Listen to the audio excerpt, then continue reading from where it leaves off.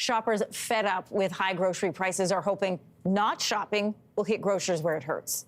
Dozens of Canadians are due to boycott Loblaws stores due to soaring food prices. A subreddit called Loblaws is out of control has over 24,000 members who plan on boycotting Loblaws stores during the month of May. Some boycott demands include asking Loblaws to consider a 15% reduction and remove member-only pricing.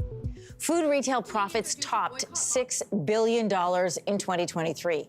A social media campaign has ballooned into a national boycott against grocery chains that include Sobeys, Metro, and Loblaws, which is a parent company to almost 50 other enterprises. For a closer look at this planned boycott and to help answer, will it actually work? We're joined by retail expert Doug Stevens. Welcome back.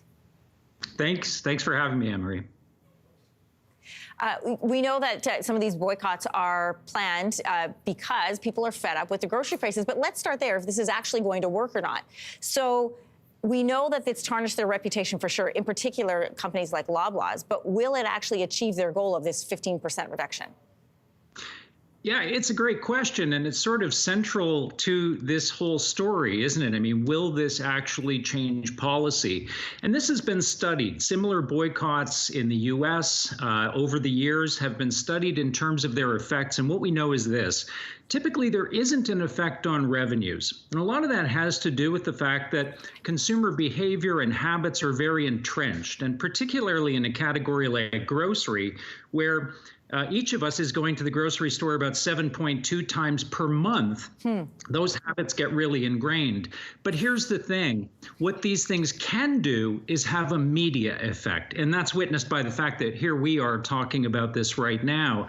And where that can actually lead to is a chilling in the investment sector. So if investors start to see all kinds of media around a particular brand and see that consumers are upset, that can actually have a cooling effect on investment, and that can indeed lead to corporate change. So that's where it actually hurts them. So the Reddit group, we were just showing some of this, where this boycott originated, sits right now at about 44,000 members. What kind of a role does social media play in this? And to the end that you were talking about, where it could eventually hurt them? Yeah, well, social media really allows consumers, obviously, to come together, whereas perhaps 25 or 30 years ago, we all kind of had to deal with our anger in solitary confinement. Now we can actually take that and find like-minded people and gather together. So there is that sense of kind of bringing our collective anger together. The question is always with social media, Anne-Marie, can that anger convert to action offline? And we'll only know that when May comes and we see the effect of this boycott on the ground. Is there any way a boycott like this can backfire?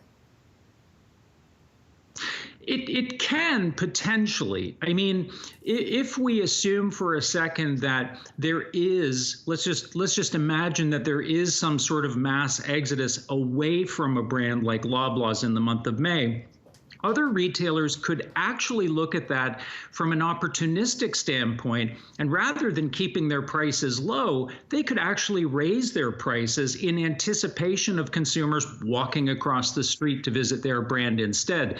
I do believe, however, that that's unlikely. We're dealing with a relatively short period of time, and I really believe that it comes back to this idea of the media influence around this. And look, no brand, including Loblaws, wants this kind of bad press.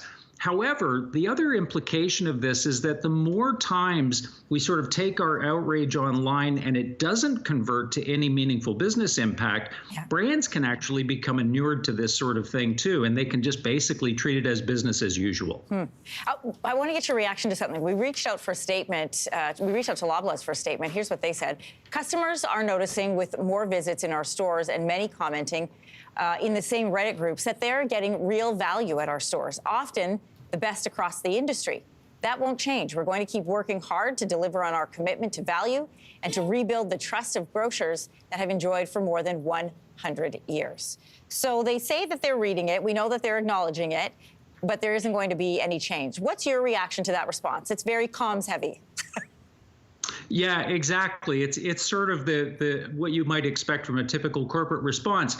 I mean, Loblaws has at various times sort of taken different approaches with this. At one point, they were actually going very much on the offensive. They were actually finding these comments on places like Twitter or X or Instagram, and they were taking a very aggressive approach in defending their brand, as opposed to just sort of saying, look, we hear you. It is a difficult time, and here are the specific things that we are doing. I mean, anecdotal evidence of, we're going to try harder, or we get the feeling you like us again. None of that really washes. We need specific actions that the brand is taking to actually address the concerns of consumers. Yeah, it's also interesting to note that in strategic comms, sometimes they join those Reddit groups as well. It'll be interesting to see where this goes as we approach May. Thanks, Doug. Indeed. Thank you. Hey, thanks for watching. If you liked this, be sure to subscribe here, or you can check out more Your Morning videos right here.